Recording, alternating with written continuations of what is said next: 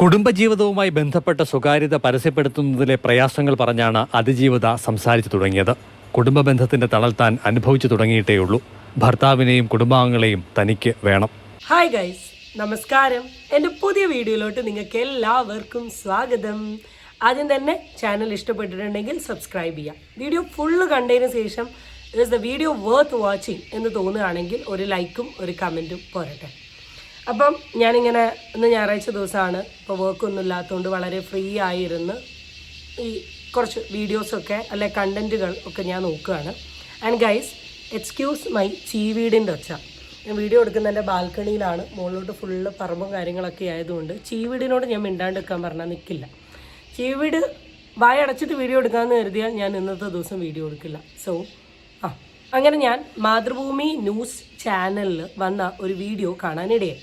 ഒരു 2-3 ദിവസം മുമ്പ് അല്ലെങ്കിൽ 2 ആഴ്ചയ്ക്ക് മുമ്പായി നമ്മുടെ സോഷ്യൽ മീഡിയ മുഴുവൻ ഡിസ്കസ് ചെയ്തിട്ടുള്ള ഒരു ടോപ്പിക് ഉണ്ടായിരുന്നു. അനാഥാലയത്തിലുണ്ടായിരുന്ന ഒരു പെൺകുട്ടിയുടെ ഒരു സിറ്റുവേഷൻ.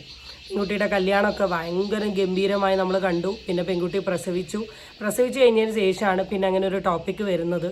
കാരണം പെൺകുട്ടി പ്രായം എന്ന് വെച്ചാൽ 7 മാസം കഴിഞ്ഞാണ് പ്രസവിച്ചത് എന്നൊരു ഡിസ്കഷൻ വരുന്നു. ഡിസ്കഷൻ വന്നു കഴിഞ്ഞതിന് ശേഷം അത് ഞാനും വളരെ പെൺകുട്ടീനെ ഫേവർ ചെയ്താണ് പറഞ്ഞത്. കാരണം എന്താണെങ്കിലും ഇപ്പം അത് പറയേണ്ട ആവശ്യമില്ലല്ലോ എന്ന രീതിയിലൊക്കെയാണ് പറഞ്ഞത്. പക്ഷെ പിന്നെ ആ കേസ് ഞാൻ പ്രതീക്ഷിക്കുന്നതിനും അപ്പുറം ഏതൊക്കെയൊക്കെയോ ലെവലിൽ പോയി. കുട്ടി അനാഥാലയത്തിൽ വെച്ച് തന്നെ ശാരീരിക ബന്ധത്തിൽ ഏർപ്പെട്ടതാണ്. പിന്നെയാണ് അത് കല്യാണത്തിലോട്ട് മാറിയതെന്നും അതിനു മുമ്പേ ആ അനാഥാലയത്തിൽ പല രീതിയിലുള്ള പ്രശ്നങ്ങൾ ഉണ്ടായിരുന്നു എന്നും അങ്ങനെ കുറേ വോയിസും അയൽവാസികളും പിന്നെ ആ ഏരിയത്തെ ആൾക്കാരും ഒക്കെ വീഡിയോ കാര്യങ്ങളൊക്കെ വന്ന തലങ്ങൾ ഇങ്ങനെ പല രീതിയിൽ പോയിക്കൊണ്ടിരിക്കുമായിരുന്നു. പക്ഷേ ഈ അനുഭവിച്ച കുട്ടിയോ അല്ലെങ്കിൽ ഗിരിജ എന്ന് പറഞ്ഞ ലേഡിയോ അവരുടെ മകനോ ഈ ഫ്രണ്ടിലോട്ട് വന്നിരുന്നില്ല. ഇപ്പോഴാണ് ആ പെർട്ടിക്കുലർ പെൺകുട്ടി എന്ന് വെച്ചാൽ ആ കുട്ടി പത്രസമ്മേളനത്തിൽ കുറച്ച് കാര്യങ്ങൾ പറഞ്ഞത് നമ്മുടെ മാതൃഭൂമി ന്യൂസിൽ വന്നിട്ടുണ്ട്. നമുക്ക് ആദ്യം അത് മുഴുവനൊന്ന് കേൾക്കാം, നമ്മുടെ അഭിപ്രായം പറയാം. ഇപ്പം ജീവിച്ച് തുടങ്ങിയിട്ടേ ഉള്ളൂ. എനിക്കിപ്പോഴാ ഒരു ഫാമിലി കിട്ടിയത്. അതെല്ലാവരും കൂടെ ചേർന്ന് നശിപ്പിച്ച് നാരായണക്കല്ലാക്കി.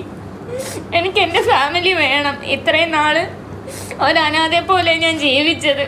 ഞാൻ ഈ വീഡിയോൻ്റെ സ്റ്റാർട്ടിങ് തൊട്ടിട്ട് ഈ ഒരു സ്റ്റേജ് വരെ അല്ലെങ്കിൽ ഇന്നത്തെ ഈ ഒരു വീഡിയോയിൽ വരെ എൻ്റെ അഭിപ്രായം വളരെ വ്യക്തമായിട്ട് ഞാൻ പറഞ്ഞു. ഇനി കല്യാണത്തിന് മുമ്പ് നടന്നതാണെങ്കിലും കല്യാണം കഴിഞ്ഞതിന് ശേഷം നടന്നതാണെങ്കിലും ആ കുട്ടി എന്ന് പറയുന്ന ആൾ ആ കുട്ടീൻ്റെ ഒരു ജീവിതം തുടങ്ങുകയാണ്. അനാഥയായ ഒരാൾ ജീവിക്കുക എന്ന് പറഞ്ഞാൽ അത് ചിൽഡ്രൻസ് ഹോമിൽ ജീവിക്കുക എന്ന് പറയുന്നത് എത്രത്തോളം ബുദ്ധിമുട്ടാണ്, എത്രത്തോളം മാനസിക വിഷമമുള്ള കാര്യമാണ് എന്നുള്ളത് എനിക്കറിയാം. കാരണം ഒരു സോഷ്യൽ വർക്കർ എന്ന നിലയിൽ ഞാൻ ഇങ്ങനത്തെ ഒരുപാട് സ്ഥാപനങ്ങളിൽ പോയി ഇൻറ്റേൺഷിപ്പും ട്രെയിനിങ്ങും ചെയ്തിട്ടുള്ളതാണ്. അപ്പം എന്തൊക്കെയാണെങ്കിലും ഇപ്പോൾ അവർ ജീവിച്ചല്ലോ, അവർക്ക് ഭർത്താവ് വന്നല്ലോ, അവരുടെ ഒരു കുട്ടിയായി, അവരവരുടെ ലൈഫ് ഇങ്ങനെ സ്റ്റാർട്ട് ചെയ്തുകൊണ്ടിരിക്കുകയാണ്. ഈ ഒരു സ്റ്റേജിൽ എന്തിനു വേണ്ടിയിട്ട് ഇത് കുത്തിപ്പൊക്കി അല്ലെങ്കിൽ അതിൻ്റെ ആവശ്യം ഉണ്ടായിരുന്നോ എന്നൊരു തോട്ട് എനിക്കുണ്ടായിരുന്നു. ഒരിക്കലും ലീഗൽ സിസ്റ്റത്തെ പിടിച്ചുകൊണ്ട് ഞാൻ പറയുന്ന ഒരു ടേം അല്ലത്. മനുഷ്യപ്പെറ്റുകൊണ്ട് അല്ലെങ്കിൽ മനുഷ്യ പരിഗണന കൊടുത്തുകൊണ്ട് ഞാൻ പറഞ്ഞൊരു സാധനം. ചിലപ്പോൾ നിങ്ങൾ കേൾക്കുന്ന ആൾക്കാർക്കൊക്കെ ചിലപ്പോൾ ഞാൻ ഈ പറയുന്നതിൽ ഒരു വേറൊരു അഭിപ്രായം തോന്നാം.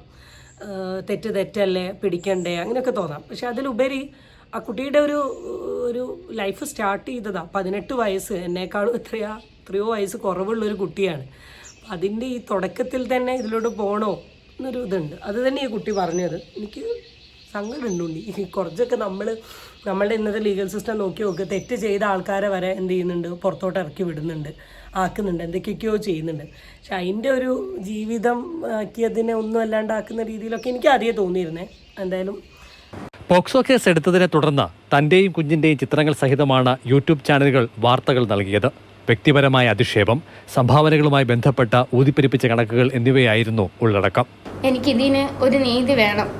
ഇനിയും സമൂഹത്തിന് ഇപ്പൊ കുഞ്ഞിനെ കൊണ്ടൊന്ന് ഹോസ്പിറ്റലിൽ പോലും പോകാൻ പറ്റത്തില്ല. ചുറ്റുമുള്ളവരൊരുമാതിരി എല്ലാവരെയും വിളിച്ച് അടുത്ത് നിൽക്കുന്നവരെ പോലും വിളിച്ച് കാണിക്കും. എന്നിട്ട് അങ്ങോട്ടും ഇങ്ങോട്ടും സംസാരിക്കും. യൂട്യൂബിലൊക്കെ ഒരുപാട് വീഡിയോസും കാര്യങ്ങളും ഒക്കെ അപ്ലോഡ് ചെയ്യുന്നുണ്ട്. ഞാൻ പോസ്കോ കേസിലെ ഏരിയയാണ്. എൻ്റെ കുഞ്ഞ് അതിൽ ജനിച്ചതാണ്. ആദ്യം മനസ്സിലാക്കേണ്ട കാര്യം, മീഡിയ ഫേസ് കൊടുത്ത ആൾക്കാർ നിങ്ങളാണ്. നിങ്ങൾ തന്നെയാണ് ഇൻ്റർവ്യൂ വന്നതും അല്ലെങ്കിൽ എല്ലാവരെയും വിളിച്ച് അറിയിച്ചതും യൂട്യൂബ് ചാനൽ തുടങ്ങിയതും കാര്യങ്ങളെല്ലാം അപ്ഡേറ്റ് ചെയ്തു. അപ്പം കണ്ടന്റ് ക്രിയേറ്റേഴ്സ് അല്ലെങ്കിൽ യൂട്യൂബിൽ വീഡിയോ ചെയ്യുന്ന ആൾക്കാർ ഡെഫിനറ്റ്ലി ഓരോ കണ്ടന്റുകൾ നോക്കും. അവർ നോക്കി അവർക്ക് ഈ ഒരു ടോപ്പിക്ക് കിട്ടി, അവരത് ചെയ്തു. സ്റ്റാർട്ടിങ് സ്റ്റേജിലൊക്കെ നിങ്ങൾ തന്നെ ഇൻ്റർവ്യൂവിൽ വന്ന് പറഞ്ഞിട്ടുണ്ട് ഇങ്ങനെ ഒരു കാര്യമില്ല, അങ്ങനെയില്ല, ഇങ്ങനെയില്ല. അങ്ങനെ നിങ്ങളുടെ ഫേസ് പോപ്പുലറൈസ് ചെയ്തിട്ടുള്ള ആൾക്കാർ നിങ്ങൾ തന്നെയാണ്. ഇനിയിപ്പോൾ ഇന്ന് ചെന്നിട്ട് ഞാനല്ല എന്ന് പറഞ്ഞിട്ടുണ്ടെങ്കിൽ പ്രത്യേകിച്ച് ഒന്നും ചെയ്യാൻ പറ്റില്ല. ആൻഡ് ഇത് കൺഫേമായി, ഇതൊരു പോസ്കോ റിലേറ്റഡ് സാധനമാണെന്ന് കൺഫേമായി. അതിനെപ്പറ്റി, കാരണം ഇതൊരു ഡോക്ടർ വന്നിട്ടാണ് പറഞ്ഞത്, ഡോക്ടറെ കയ്യിൽ നിന്നും എല്ലാ തെളിവും ഒക്കെ എടുത്തിട്ട് ഇത് കൺഫേമായി കഴിഞ്ഞതിന് ശേഷമാണ് നിങ്ങളുടെ ഫേസ് ബ്ലർ ചെയ്തിട്ടുള്ളത്. അപ്പം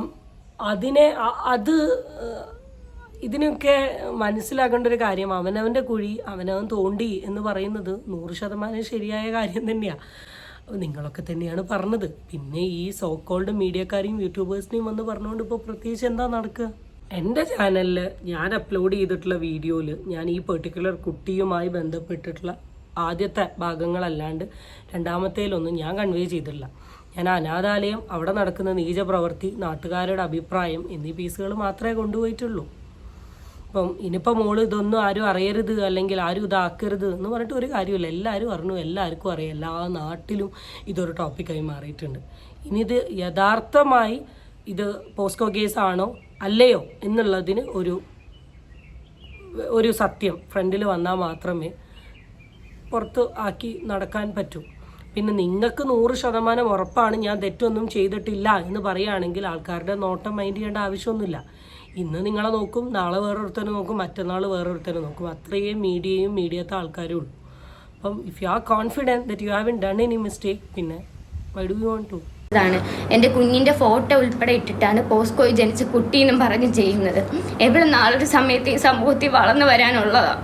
അവളൊരു പെൺകൊച്ച. അതുപോലെ തന്നെ ഇവർക്ക് ഹെൽത്ത് ഇഷ്യൂസ് ഉണ്ട്. ഇതേപോലെ ഹൃദയത്തിൽ മതിലിൽ ഹോളും തൈറോയിഡും ഒക്കെ ഉള്ള ഒരു കുട്ടിയാണ്. അപ്പോൾ അത് ഞങ്ങൾ നുണ പറയുക, സഹതാപത്തിന് വേണ്ടി ഞങ്ങൾ നുണ പറയുക, അങ്ങനെയൊക്കെ പറഞ്ഞ് ഒത്തിരി വീഡിയോസും കാര്യങ്ങളും എല്ലാം ചെയ്യുന്നുണ്ട്.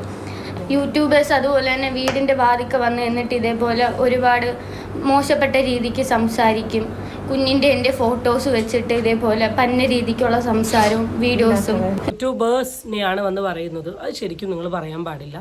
ആരാണ് ചെയ്തത് എന്നുള്ളത് വളരെ വ്യക്തമായിട്ട് വന്ന് പറയണം. പിന്നെ ഇപ്പോൾ മേ ബി കുട്ടി പറഞ്ഞതുപോലെ കുട്ടീൻ്റെ ഹസ്ബൻഡിനെയും കുട്ടീൻ്റെ കുട്ടീനെയും ചിലപ്പോൾ വേണമെങ്കിൽ എന്ത് ചെയ്യാം, തിരിച്ചു തരാം. പോസ്കോ എനിക്കറിയില്ല, നിയമമാണ്, നിയമം പോലെ തന്നെ പോകും. കാരണം പോസ്കോ എന്നൊക്കെ പറയുന്നത് ചെറിയ കേസൊന്നുമല്ല, അതൊക്കെ വലിയ ലെവൽ ഓഫ് കേസ് തന്നെയാണ്.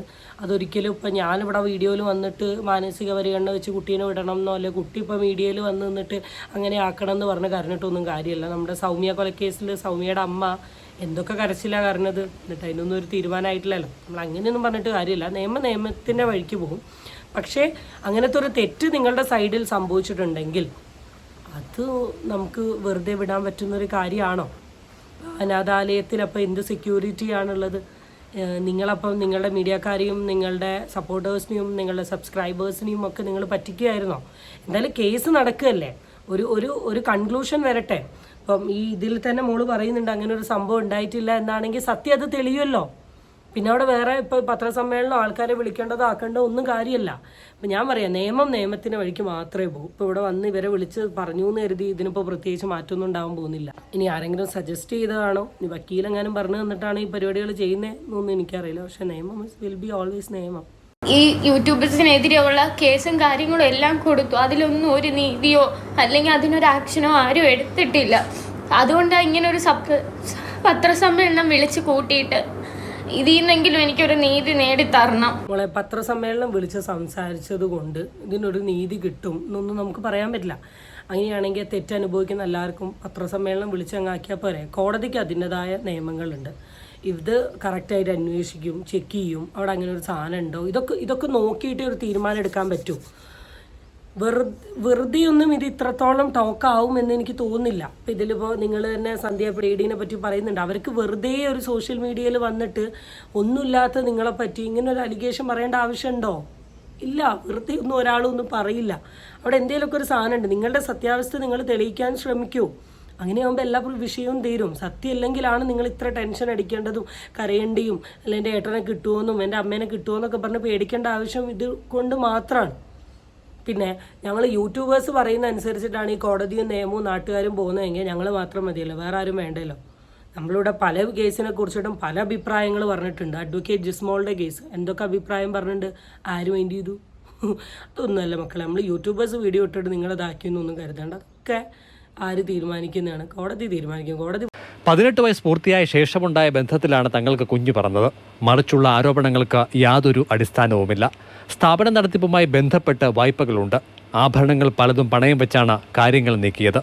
സ്ഥാപനം പൊട്ടിക്കാനുള്ള നീക്കവും കേസിന്റെ മറവിൽ നടക്കുന്നു. സന്ധ്യ പല്ലവി എന്ന് പറയുന്ന ഒരു സ്ത്രീ ആദ്യം ഈ കേസ് മുന്നോട്ട് കൊണ്ടുവരുന്നത്. അയാളെന്ന് പറയുമ്പോഴത്തേക്ക്, ആ വ്യക്തി എന്ന് പറയുമ്പം ഞങ്ങളുടെ സ്ഥാപനത്തിൽ, ഞാൻ ചിൽഡ്രൻസ് ഹോമിൽ അന്തേവാസിയായിട്ട് നിന്നപ്പോൾ ആ സ്ഥാപനത്തിൽ ജോലിക്ക് വന്നു. ഞാൻ വീണ്ടും പറയാണ്, ഒരാൾ വെറുതെ വിചാരിച്ചാലൊന്നും ഒരു കേസ് ഉണ്ടാവാനോ അല്ലെങ്കിൽ ഒരു സ്ഥാപനം പൂട്ടിക്കലോ നടക്കില്ല. കാരണം തെളിവ് മുഖ്യമാണ്. തെളിവിനെ ബേസ് ചെയ്തിട്ട് മാത്രമേ എന്ത് ചെയ്യൂ, ഇങ്ങോട്ട് പോകും. ഇനി സന്ധ്യ പിള്ള എന്ന് പറയുന്ന വ്യക്തി നിങ്ങളോടുള്ള ദേഷ്യത്തിനെ പുറത്ത് പറഞ്ഞു എന്ന് നിങ്ങൾ പറയുന്നത് സത്യമാണെങ്കിൽ ഓക്കെ, ഫൈൻ, സമ്മതിക്കുന്നു. ബാക്കി നിങ്ങളുടെ അയൽവാസികളോ, വീടിൻ്റെ അടുത്തുള്ള ആൾക്കാരോ, മോൾ ഓടി വന്നു എന്ന് പറയുന്ന ആൾക്കാരോ, അല്ലെങ്കിൽ മോളെ ആക്കിയിട്ടുള്ള ഡോക്ടറോ, ഇവരൊക്കെ എന്തിനാ നുണ പറയുന്നത്? ഇവരൊക്കെ എന്തിനാ നുണ പറയുന്നതെന്നൊന്ന് ആലോചിച്ച് നോക്ക്. ഇവരൊക്കെ എന്തിനാ?